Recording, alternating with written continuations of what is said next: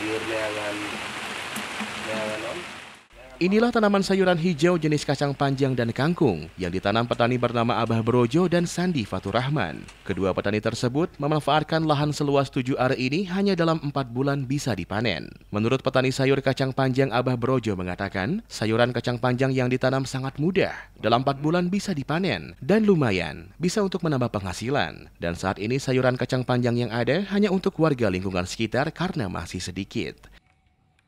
Dari mulai penanaman sampai kena panen teh, upami telepat mah itu 45 hari. 45 hari ya? 45 hari. 45 hari. Oh yes, sebenarnya itu organik, biasa-biasa gitu istilahnya mah kena daunan naon itu ieu udah mah teh. Itu mudah-mudahan eta ayeuna ka siram hujan gitu. Tah hiji nama pangitunya dina peplakan tanaman kacang panjang. Hiji mudah sebenarnya. Mudah ditanam mah. Anu kaduana sareng deui henteu sakali ngalah, 2-3 kali ngalah biasa urang ngabibitkeun deui.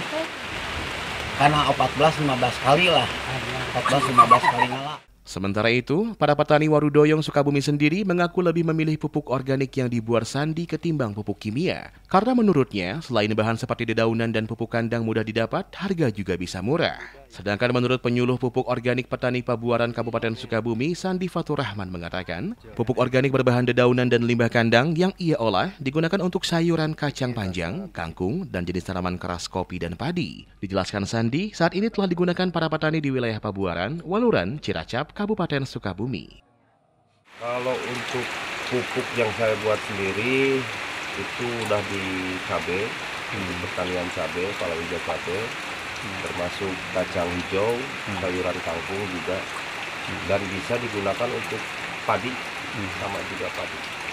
Sebenarnya pupuk ini multifungsi, dia bisa berguna untuk semua tanaman, termasuk pohon kerasan seperti kopi, coklat, kita bisa.